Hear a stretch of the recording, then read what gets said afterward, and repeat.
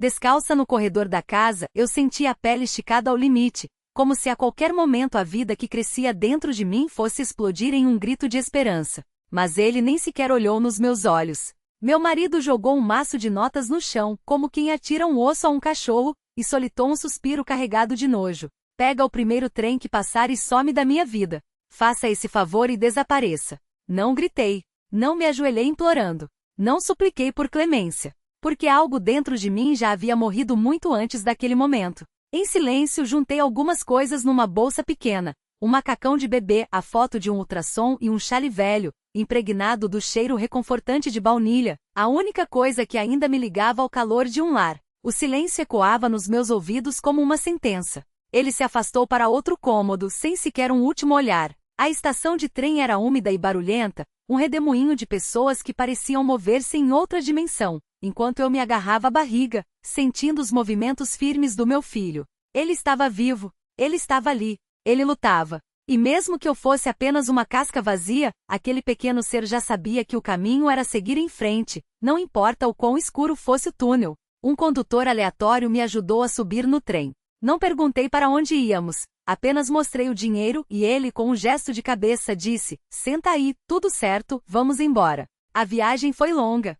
Não fechei os olhos. Fiquei observando pela janela os campos, as árvores, a névoa que se dissipava, e com eles, o meu passado se afastando cada vez mais. Alguma versão minha havia ficado para trás. Uma mulher que se calava diante do desrespeito, que se moldava para ser a esposa perfeita, que acreditava que o amor tudo suportaria. Mas o amor, na verdade, não suporta nada. Ele simplesmente some. Em uma das estações, uma senhora de idade, envolta em um casaco de tricô, entrou no vagão com uma cesta no braço. Ao me ver, seus olhos se estreitaram, perscrutadores. "Moça, você está sozinha?" Assenti. Sem esperar convite, ela sentou-se ao meu lado e sussurrou, como se compartilhasse um segredo: "Não está não. Você tem ele." Seu dedo indicou minha barriga. Foi então que as lágrimas vieram, quentes e incontidas. Ela tirou da cesta um pedaço de torta ainda morna e um termo com chá. Não trocamos muitas palavras, mas pela primeira vez em meses, senti que uma alma estranha me envolvia em um abraço invisível, como se dissesse: "Você não está sozinha." Ao descer na estação seguinte, ela se virou para mim: "Minha filha trabalha num abrigo aqui perto. Vou avisar para te esperarem. Você precisa estar em segurança, minha filha." Não sabia quem ela era, nem porque aquela bondade espontânea havia cruzado meu caminho. Mas algo dentro de mim, que há tanto tempo estava adormecido, começou a pulsar novamente.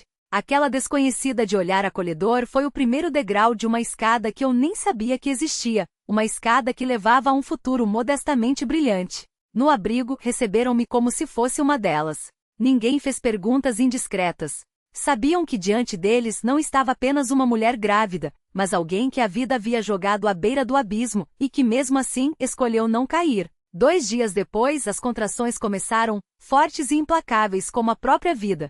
Gritei, apertando os lençóis entre os dedos, mas no fundo sabia, não estava sozinha. O silêncio na sala era quase sagrado, os médicos agiam com precisão cirúrgica.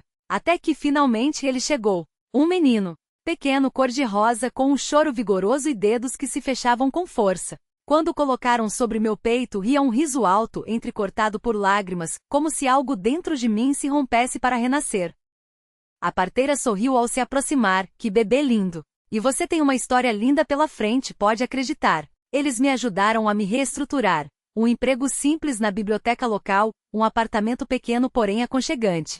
Todas as noites, enquanto meu filho adormecia nos meus braços, eu agradecia em silêncio por aquela segunda chance. 1 ano se passou. Eu já não era a mesma. Meus olhos refletiam uma força que não existia antes. Meu menino começou a dar os primeiros passos, tropeçando na própria coragem, até que chegou a citações judicial. Meu ex-marido sentado ao lado da nova amante com um sorriso arrogante, enquanto seu advogado pintava o retrato de uma mãe instável, moralmente inadequada.